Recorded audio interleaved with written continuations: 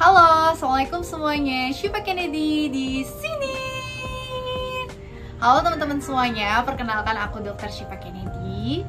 Bagi teman-teman yang udah subscribe atau langganan, pasti tadi dapat pemberitahuan khusus pas Syifa Kennedy upload video baru. Dan bagi teman-teman yang baru nemu channel YouTube Syifa Kennedy, terima kasih udah klik video ini. Jangan lupa subscribe biar kamu dapat pemberitaan khusus setiap kali Syifa Kennedy upload video baru. Hari ini nih, aku pengen sharing santai aja, lebih tepatnya ke menjawab pertanyaan sih. Jadi kayak Q&A session gitu tentang kedokteran.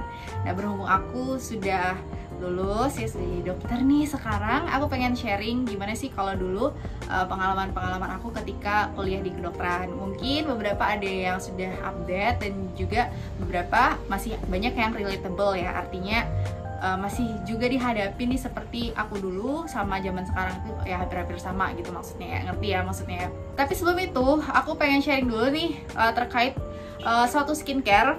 Jadi ini dua body lotion yang sekarang aku gunakan. Yang ini adalah body lotion dari Scarlett. Sebenarnya kandungan dan isi dari body lotion Scarlett ini sama ya, cuman yang membedakan adalah varian wanginya. Kalau aku sendiri menggunakan produk body lotion ini juga dikombinasikan dengan body scrub, body wash yang sebelumnya sudah aku pakai ketika mandi gitu ya. Nah, ketika nanti selesai mandi, barulah memakai body lotion ini. Kandungan dari body lotion Scarlett ini itu ada vitamin E, glutathione, dan kandungan-kandungan lainnya yang membantu mencerahkan kulit dan juga fokusnya itu untuk membantu melembabkan. Varian yang aku tahu sih ada 5 ya. Mungkin ada gambarnya di sini.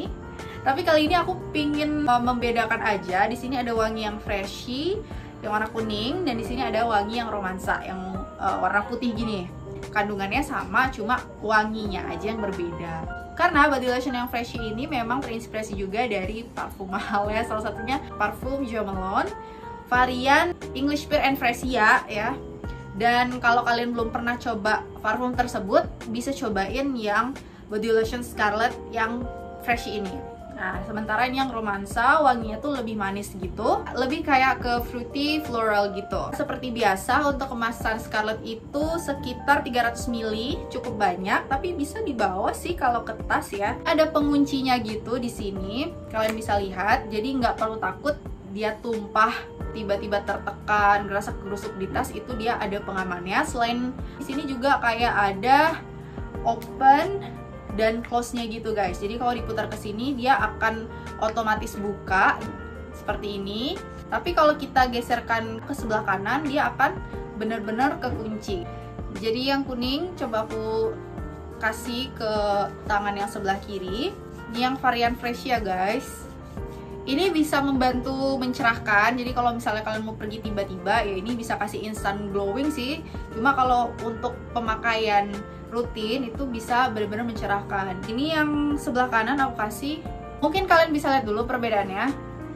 Bisa dilihat kan yang sebelah kiri itu lebih cerah dibandingkan yang sebelah kanan. Nah, sekarang yang di sebelah kanan aku kasih body lotion yang varian romansa. Diratain, hampir-hampir sama aja ya guys ya, karena dia memang ngasih efek mencerahkan gitu. Dan wanginya ini lebih ke yang manis gitu. Kalau ini fresh ya, fresh, makanya namanya freshy gitu kali ya. Dan bagi teman-teman gak usah khawatir karena produknya Scarlett ini sudah BPOM approved, ada sertifikasi halal MUI-nya. Terus produk ini juga no tested on animal. Kalau misalnya teman-teman mau kepoin lebih lanjut atau mau langsung pesan, itu bisa cek di description aku di bawah ya.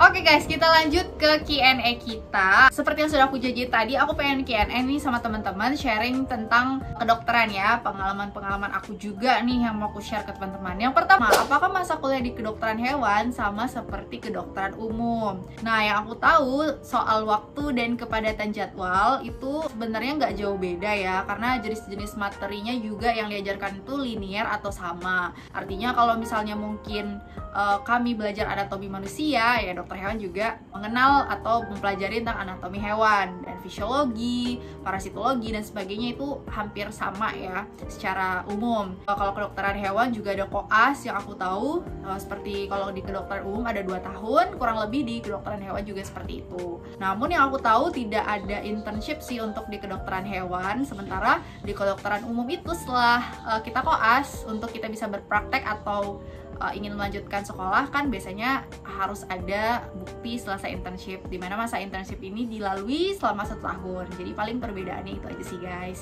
Yang kedua, apa saja tantangan berkuliah di kedokteran? Nah, kalau ngebahas tantangan, sebenarnya yang paling penting itu adalah tantangan untuk bisa atau mau belajar selamanya. Sebenarnya ya kalau dibilang struggle, orang-orang pasti beda-beda ya. Ada yang merasa ABC menjadi suatu masalah, tapi ada yang merasa CDE yang menjadi masalah gitu. Ngerti gak sih? Jadi ya memang berbeda ya. Cuma yang paling penting adalah tantangan mau belajarnya, karena kan di kedokteran itu ilmunya juga selalu update. Kita juga kalau memperpanjang yang namanya surat tanda registrasi, kita harus punya beberapa SKP ya. Ibaratnya SKP itu misalnya ketika kamu ikut seminar, kamu akan dapat SKP gitu. Ketika kamu ikut suatu pelatihan, kamu juga bakal dapat SKP. Nah, dokter-dokter yang mau memperpanjang STR-nya itu harus mempunyai jumlah SKP tertentu gitu. Jadi mau nggak mau ya kita harus ikut pelatihannya, mau nggak mau kita harus ikut seminar-seminar gitu kan. Jadi tantangannya adalah belajar selamanya.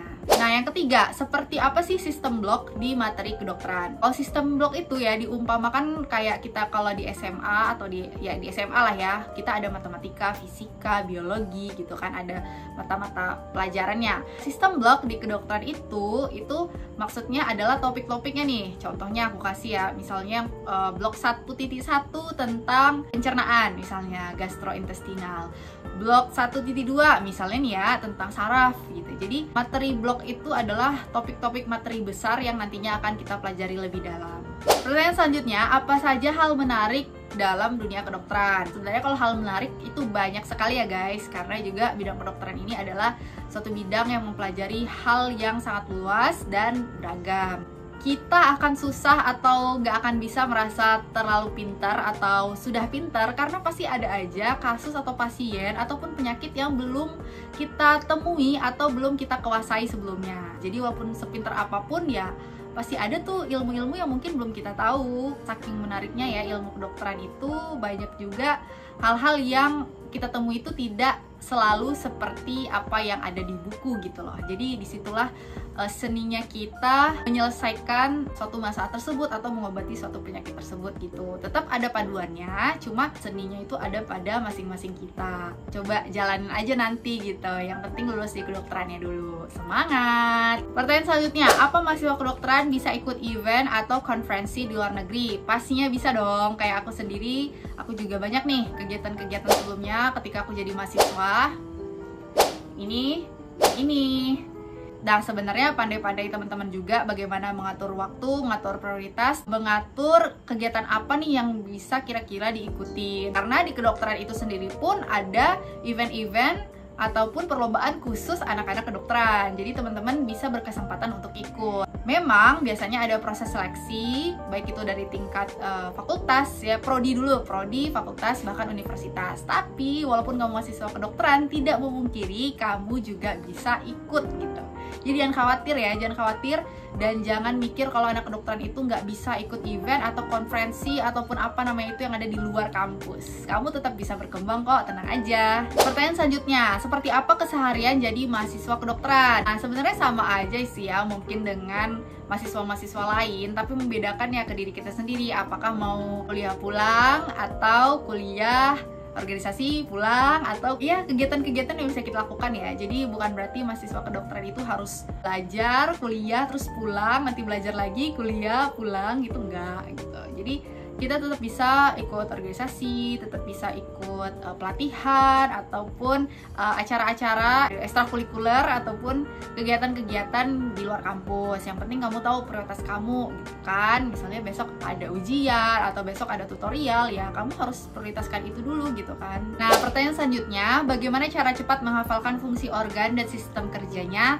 Nah, aku sudah pernah bikin beberapa video tips belajar berdasarkan pengalaman pribadi. Jadi kalian kepoin playlist aku aja ya. Aku ada bikin video tuh khusus tentang itu. Jadi tinggal lihat di playlist aku dan kepoin di sana, ada semua aku share. Oke? Pertanyaan selanjutnya nih, apakah alat-alat praktek jurusan kedokteran mahal-mahal di PTS maupun PTN? Kalau aku sendiri bisa menjawab yang PTN ya, karena kan aku kuliahnya di PTN. Mungkin teman-teman yang kuliah di PTS bisa komen di bawah nih, sharing ke teman-teman yang mungkin pengen tahu. Kalau di PTN sendiri itu secara umum ya, alat-alatnya sudah disediakan sih oleh kampus. Jadi ketika kita kayak skills lab itu semuanya sudah disediakan. Paling jika kita pengen mempunyai alat sendiri untuk latihan sendiri di rumah, seperti kita punya stetoskop sendiri atau pen light sendiri misalnya, atau tensi sendiri, itu boleh banget ya. Dan kalau masih tahapnya belajar, kalian boleh nih nggak langsung beli alat-alat yang merek yang ibaratnya merek mahal gitulah ya, nggak harus yang alat-alat yang harus expert dulu, bisa coba beli alat-alat mungkin yang masih terjangkau di kantong mahasiswa. Nah kalau aku sendiri pas zaman kuliah itu aku paling punya stetoskop, terus tensimeter, kayak set bedah gitu loh, kayak ada pisaunya, ada guntingnya. Jadi kalau ada pelatihan-pelatihan, aku punya nih alat aku sendiri gitu. Gak usah khawatir kalau masalah itu, karena biasanya sudah di cover oleh UKT atau biaya kuliah kita. Nah, pertanyaan selanjutnya, apakah nilai rapor tidak dilihat untuk masuk jurusan kedokteran melalui jalur SBMPTN?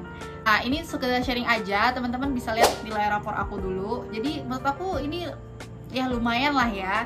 Cuma ketika aku SBM, nilai rapor ini tuh tidak digunakan. Jadi bener murni dari hasil ujian SBMPTN itu sendiri. Jadi jangan khawatir kalau misalnya teman-teman dulu mempunyai histori ketika SMA, rapornya ibaratnya kurang memuaskan ya, tetapi pengen nih masuk kedokteran, it's okay, nggak apa-apa, karena yang paling penting itu adalah hasil ujian kalian. Jadi nilai rapor tidak dilihat lagi, jadi tetap berjuang di ujian tulisnya.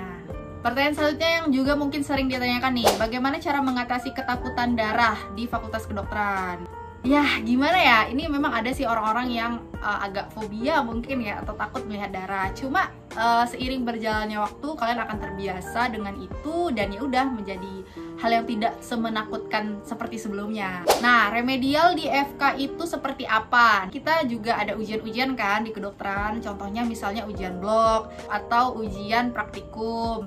Kalau remedial itu ya ketika nilai kita tidak memenuhi standar kelulusan, ya kita harus mengulang ya, namanya remedial. Nah kalau misalnya tetap nggak tercapai lagi nih, kalau di sistem kampus aku dulu kalau tidak salah ya kita harus mengulang blok itu gitu. Remedial udah coba remedial tapi tetap galus, kita harus mengulang. Ada juga yang mengambil yang namanya sistem SP ya, semester pendek. Remedial itu adalah hal yang biasa, tapi kita tetap berusaha memperbaiki diri biar bisa one shot nih ujiannya, ya kan? Semangat! Ini kayaknya pertanyaan yang sering ditanyakan ya, apakah Fakultas Kedokteran harus bisa bahasa Inggris? Sebenarnya kalau kata-kata harus bisa bahasa Inggris itu sebenarnya nggak harus, cuma itu akan memudahkan teman-teman dalam belajar. Jadi ketika nanti ada slide dosen yang berbahasa Inggris ataupun buku-buku yang berbahasa Inggris, teman-teman nggak terlalu susah dan membutuhkan waktu yang lama untuk memahami. Masih belum pede dengan bahasa Inggrisnya, it's okay, kita akan belajar pelan-pelan juga. Yang penting tetap semangat, tetap berusaha untuk meningkatkan level bahasa Inggrisnya gitu. Mungkin itu aja untuk sesi Q&A kali ini. Sangat menarik ya pertanyaan dari teman-teman semua. Kita lanjut lagi di Q&A selanjutnya. Makasih yang udah nonton videonya. Jangan lupa like, comment, and subscribe. Jangan lupa komen di bawah ya kalau kita mau sharing-sharing atau ada masukan nih kira-kira besok mau bahas apa lagi. Oke, ditunggu ya. Oh ya, jangan lupa be my friend on Instagram @hfkndi. Sampai ketemu di video selanjutnya. Bye bye.